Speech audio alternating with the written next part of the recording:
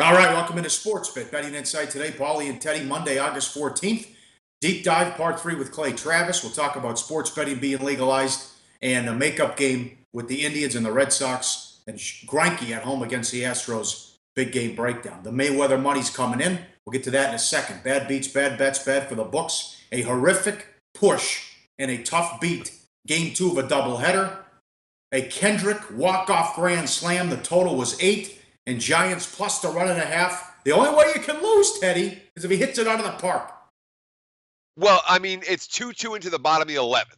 So when you get to the bottom of the 9th, the bottom of the 10th, and the bottom of the 11th, there's only one possible way for underbettors not to win. And that, of course, is a grand slam home run. Well, Howie Kendrick took care of that with a grand slam off Al Suarez. You know, the 8 other pitchers in the game combined to give up 4 runs versus 75 batters faced. Suarez in that bottom of the 11th, he gave up 4 runs versus 7 batters faced. And how about this? Matt Moore now dead last among all major league starting pitchers in ROI this year. He's minus 13 units, 13.6 units in his starts in 2017. How about that? And Mad Bum is second worst. Kershaw's the best. How about who's the second best? Parker Bridwell. Amazing when you look at the ROI with baseball pitchers. Another tough beat. This was the Rockies-Marlins total, which was 8.5. It's 5-3 in the 4th inning and can't go over. I mean, nothing. You know, literally, the starters combined to last 8.1 innings between them. They gave up all 8 runs. The bullpens combined, pitched more innings than the starters, gave up only 3 hits and didn't give up a run. Brutal loss if you had the over in that game. When you got 8 in the 4th, you expect to cash those. Giancarlo Stanton did his part, though. How about that? 21 home runs in his last 32 games. You want to talk about hot? He's the hottest hitter in baseball right now. He's going to hit 50 home runs, it looks like. Bad bet. Chelsea! What happened to the defending champs in the Premier League at home against Burnley? As high as 15-1, some spots 12-1. Chelsea lost some guys at the start of the game, 2 red cards. They were playing with only 9 men later in the match, and they lose 3-2. Burnley with a huge upset. Yeah, I mean, when the defending champs lose to start out the EPL, you know it's going to be a fun tournament. All right, bad bet. We talked about this. Remember, we did a lot on this last year because the Buccaneers, not only did they take a place kicker in the second round, they gave up a couple picks to move up to take him. And then Friday, it was Friday or Saturday, they cut Aguayo. He already signed with the Bears, but the GM basically said, yeah, I'm admitting a mistake. We thought it would work out. He didn't get it done. He missed an extra point and a 47-yard field goal. That was the last straw for Dirk Cutter. Yeah, Cutter's got a great quote. You know, I keep saying it. I can't say it anymore. If you're a kicker, you've got to make your kicks. Aguayo, who the organization invested a lot into, did not work out in Tampa. I defended him all year last year, Paulie. You and I went back and forth on it. Well, this year I guess I have to defend him in Chicago. Yeah, and watch for that tomorrow on Hard Knocks. They cut him on camera. That should be pretty good. Bad for the books. A rough weekend. They didn't get anything right. Anything didn't go their way, rather, with the preseason. Let's start with the Jets. They took money, plus opened 3 down to 1.5. And one of the worst games you're ever going to see. They beat the Titans 7-3. Yeah, I mean, no matter how bad the Jets are, I don't know the Titans had the depth to be an NFL road favorite in the preseason because preseason so much about depth. Look, Matt Castle didn't play, so we're talking about Alex Tanny and Tyler Ferguson as the only QBs behind Mariota. Mariota played briefly, and the Tanny-Ferguson duo didn't exactly light the field on fire. Jets took the money, Jets got the win, and just one of a number of bad results in the NFL for the books this past weekend. Play of the day winner with the Rams. They took money. They won outright against the Cowboys. Jason Garrett doesn't care. And Arizona was bet up from 3 to 4.5, and they covered against against the Raiders. Yeah, I mean, basically, in both those ball games, the issue was Cowboys no-show, Raiders no-show. Bettors were aware of it. Bettors got involved. Books paid the price.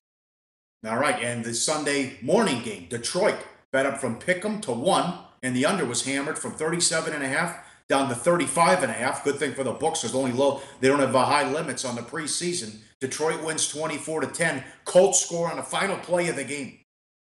Yeah, I mean, the Colts were the ultimate no-show in that ball game. Literally, they had it felt like their fourth stringers on the field in the first quarter. You know, they had some starters out there early, and then after that, it was the backups and the backups to the backups, and the Lions did whatever they wanted, start to finish.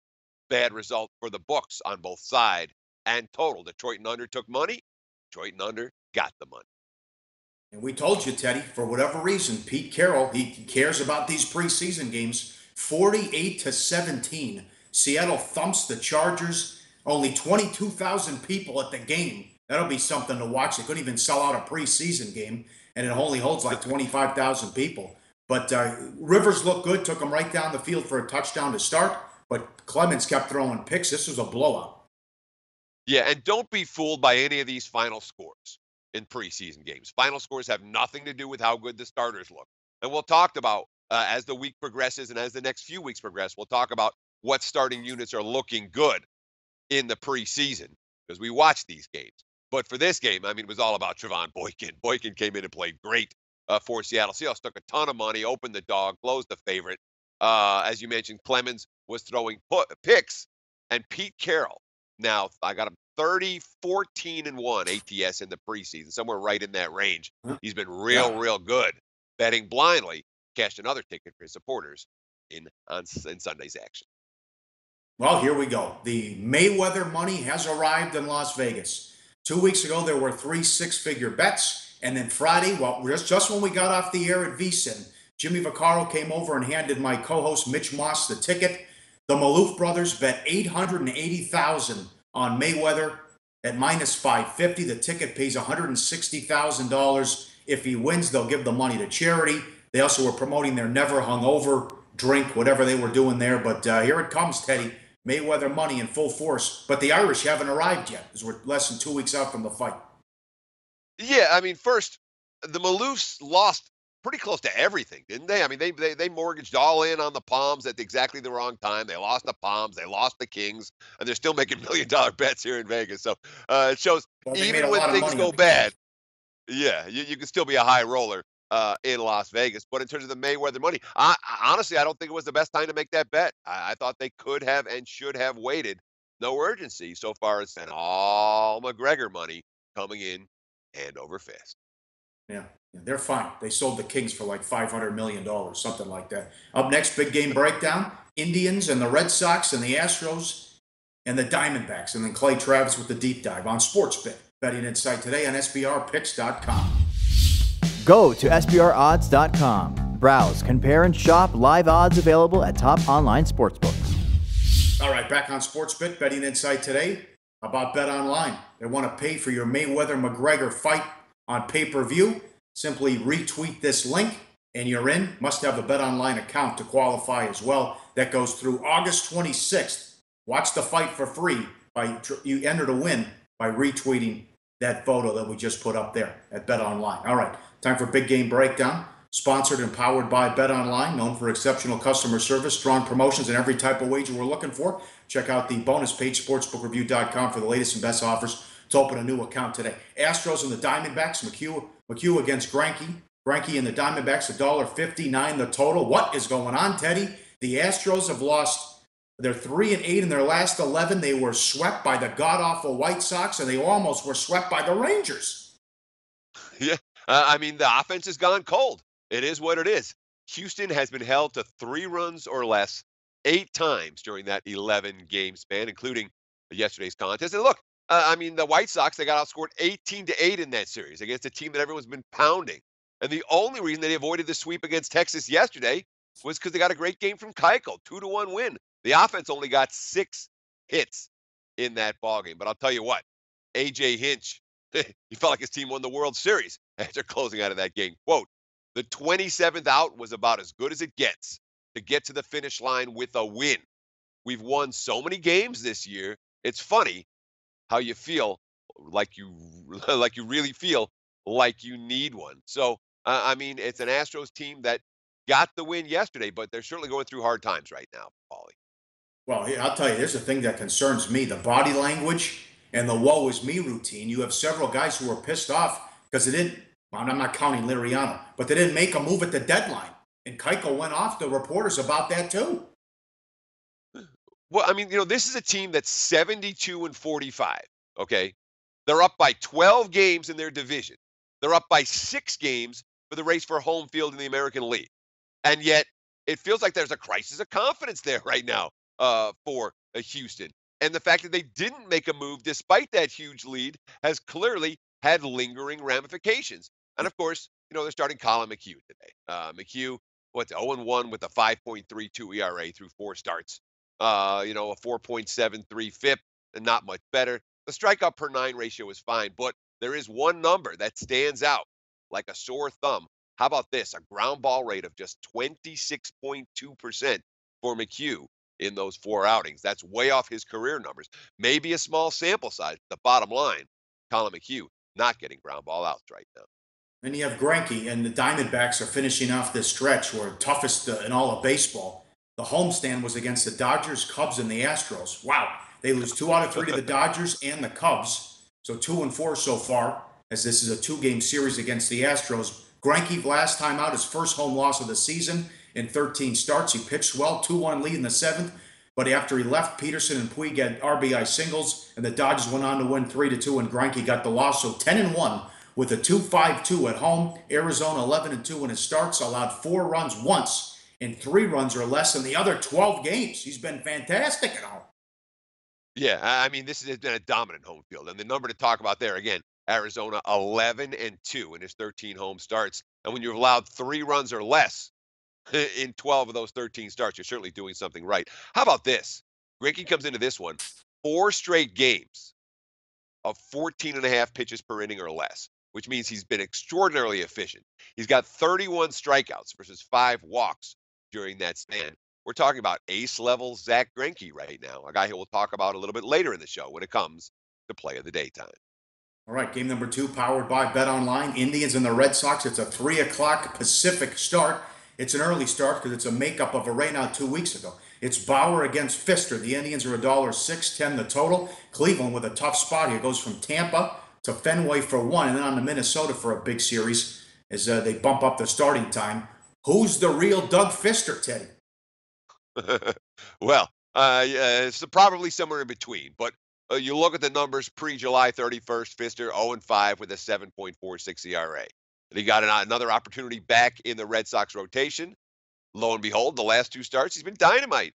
14 innings, 5 runs allowed, a 12-2 strikeout to walk ratios. And one of those wins was a 6-2 victory right here over the Indians. The Pfister went 7.2 innings in that ball game, eating up innings against Indians lineup that's not necessarily the most potent right now. Farrell, after Pfister won his last start, quote, early on in the ball game when he's trying to settle in, balls are going to be put in play. The fact that they found some balls that found some holes, not real hard hit balls. Once he was able to get through it, minimize the damage to a certain extent. He settled in and was in very good shape the rest of the way. He's a contact pitcher, even though today he recorded the number of strikeouts he did.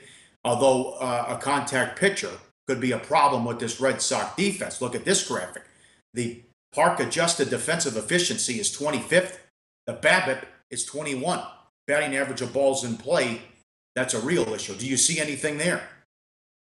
Well, I mean, certainly when you talk about the Red Sox defense this year compared to where it was a season ago, it's declined by leaps and bounds. It's basically reflected in all of their pitching stats.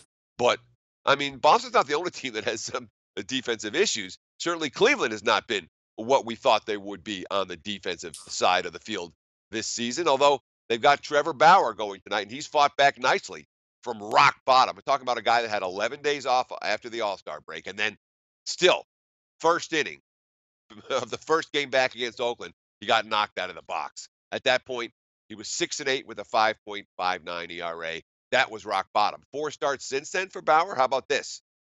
3-0 with a 2.00 ERA. He's got 28 strikeouts in 27 innings and only 7 walks during that span. The last 3 starts, it's been a 22 strikeout to 3 walk ratio. That's what Bauer needs to do when he attacks the strike zone. He is dynamite, and he's been doing that the last few starts for the Indians. All right, up next, part 3, the deep dive with Clay Travis on legalized betting, and then the play of the day on SportsBet. Betting Insight today on SBRPicks.com. Research before you bet. Be sure to check out SBR Picks for the best game predictions, breakdowns, and much, much more. Back here on SportsBit, Teddy Covers talking with Clay Travis from Fox Sports Radio, from Outkick the Coverage, from Fox Sports 1. Clay, you're everywhere, and I learned something new about you today that I did not know. You're a lawyer. You know what the heck's going on in terms of sports betting legalization. You went to law school. You know what's funny about that is people on the internet are like, oh, he always tells people he's a lawyer. And you know why I started doing that was because I would give legal opinions on things when I was writing. And people would say, why should I care about your opinion? I'm like, by the way, I'm also a lawyer, right? I practiced law for a few years. So it's amazing the degree to which, when I talk to young guys and girls and they say, what should I do? I say, nowadays, it's almost more valuable to have a law degree or business, an MBA, than it is to get a journalism degree. Because journalism's not that complicated. Can you tell a story or can you not tell a story? I think there's a certain level of talent associated with that. But getting an MBA and being able to break down a business, a balance sheet, or having a law degree and being able to understand complex legal issues is a rare skill that you can actually learn in school. And so, yeah, look, I feel like this Supreme Court decision, which is going to be heard in October, about whether or not New Jersey has the right to decide inside of its state to allow sports gambling, whether or not that violates PASPA, whether PASPA is unconstitutional, the prohibition of sports gambling, is going to be a blockbuster case that forever alters the way that fans, media, and gamblers certainly experience the world of sports. Now, for the last, 15 years, we've gone from the Kyle bill, which was supposed to outlaw sports betting everywhere, even in Nevada, to now SCOTUS, the Supreme Court of the United States, has taken up the case we've been begging for them to take up, that's been working its way up through the system for the last half decade, coming out of New Jersey. And you think, I've been fairly negative. I've been bearish the whole time. I don't know the Supreme Court's going to do anything. I don't think the Supreme Court's going to take it. Even if they do take it, I don't think that they are going to legalize or allow states to legalize gambling broadly. You have a different opinion. You think that legalization is right around the corner and that this case is going to be the difference maker. Yeah, I think this case is going to legalize sports gambling, effectively giving states the opportunity to decide whether or not they have it within their borders. I was with you. I didn't expect the Supreme Court to take the case. Once they took the case, there are 4 votes that want to overturn the Third Circuit. I would be stunned beyond belief if that's not the case, okay? And so I believe those 4 votes are probably on the conservative side. I think Antonin Scalia, with his replacement, is certainly going to be in favor of making that decision. I think that it's certainly John Roberts. I think you break down, all of the conservative side of the court. There's no doubt, right, that that's going to happen.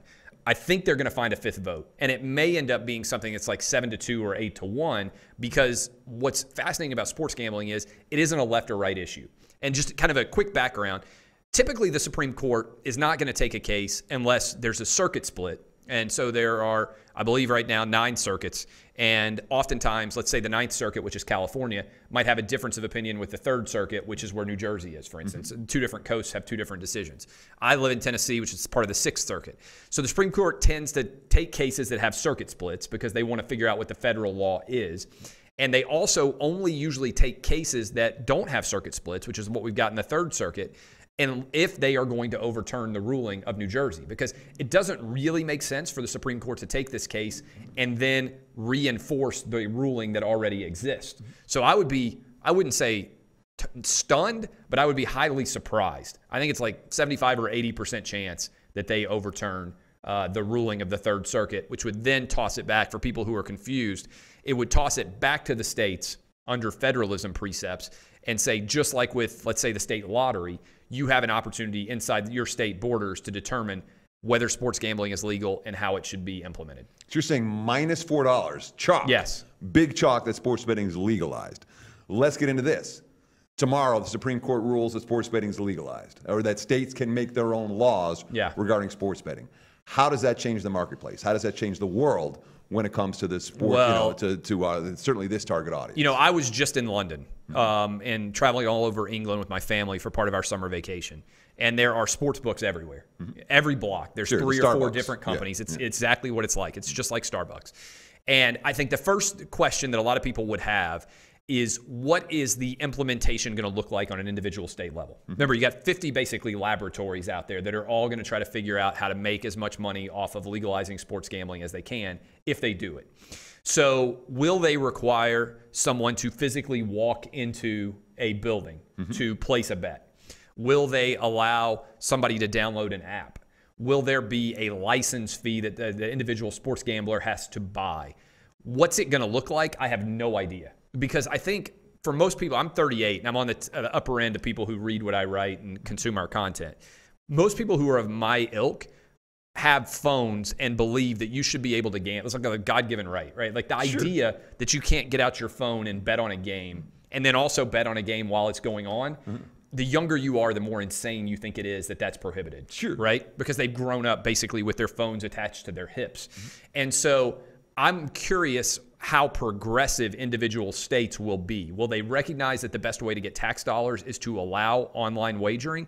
Because if you require somebody to walk into a physical location, then I think a lot of offshores may still have a big advantage, right? Because then those offshore sites still are offering it online. Mobile. And here's the other thing that's confusing. I travel a lot. Let's say you're traveling to go to a game. How crazy is it going to seem to a young guy if on his iPhone, he can bet on a game in the state of Tennessee where I live, and he can go watch the University of Tennessee play in Knoxville because he's living in that state. I live in Nashville. Let's say you live in Nashville. Let's say you want to go watch your team play in Alabama. How crazy is it going to seem to them that they can't place a bet once they cross the state line into Alabama on their phone? Or even crazier, that you can place a bet physically in some states and not in other states, right? So I think that there are a lot of details. If I were designing, if they said, Clay Travis, you're now the grand czar of figuring out how sports gambling should exist in the country, what I would suggest is that you need a national law. Agreed. And that it needs to apply across everywhere.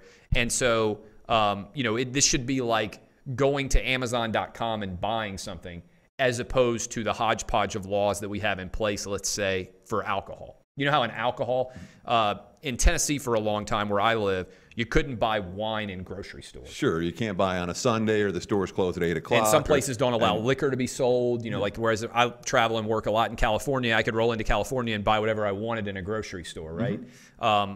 Individual liquor stores. I think what they need in this day of era is a modern existing framework of law that exists across every state. And I don't know what that would look like. But I believe that it should be as easy to gamble on a sport as it is to order something from Amazon. We're here with Clay Travis from Fox Sports. Clay, I want to ask one more question on this subject, and to me, it's the biggest question of all. Nevada has never used sports betting as a revenue generator. Right. The state tax is 1/4%, and the books eat it, and that allows for 11 to 10. It allows for you lay 11 to win at 10. If states start looking at sports betting as a legitimate revenue generator, there's going to be a bigger tax, and that's the end of 11 to 10, which means every bookie's still in business, every offshore is still in business. Do you see a scenario in which the Supreme Court legalizes gambling state by state, and yet all the bookies are still in business, and all the offshores are still in business, and the state-run operations don't do anything because they're not dealing with the 11 to 10 scenario? So, in an ideal framework, I think what would make the most sense is you pay for a license. Like people have hunting licenses. Sure. And let's say you paid $100 a year, and that allowed you to legally sports gamble. And instead of taxing every individual bet, every jurisdiction just taxed you on the $100 fee. To me, that would be the best way for states to raise money. Now, it may not be as lucrative, and then you could still tax the individual companies off of their earnings because, the sports books would do well, the companies that are making money. You tax off their earnings and make that money. What I wonder on some level, technologically, and that's why I said, are they going to be progressive or are they going to continue to chase where everybody is? I don't think we're that far away from creating a network where individual gamblers bet against each other. Sure. And therefore, the juice gets reduced substantially, right? There's stuff like that. Certainly, Matchbook is a classic example offshore, and they're not the only one. I think imagine how massive that could get if you had it was like a live stock market all day long, and you had 1 million people, which is probably a low number, that signed up for this business, and you were going in all day, and you pay a license fee, and if you believe that USC -10 is a great bet against UCLA. You can go in there and find somebody directly to place your bet with. And then there's a company that's in charge of basically holding that money, right? Like debiting your account. And then they reward whoever wins the money, and they take it out of the account of whoever loses, and they take a small share every time, almost like a credit card company. Yeah. That, to me, is the most efficient way that this market should exist. I question whether the states are going to be progressive enough to design a system such as that. But that's what should exist. Yeah, having seen state governments function, Yeah. I'll take the under on how good the legislation is. Thank you so much, Clay Travis. We'll have you back again. All right, great job with Clay Travis. Teddy caught up with a lot of the guys on the set at the seminar, so look for Mark Lawrence and Matthew Holt later in the week with all the deep dives.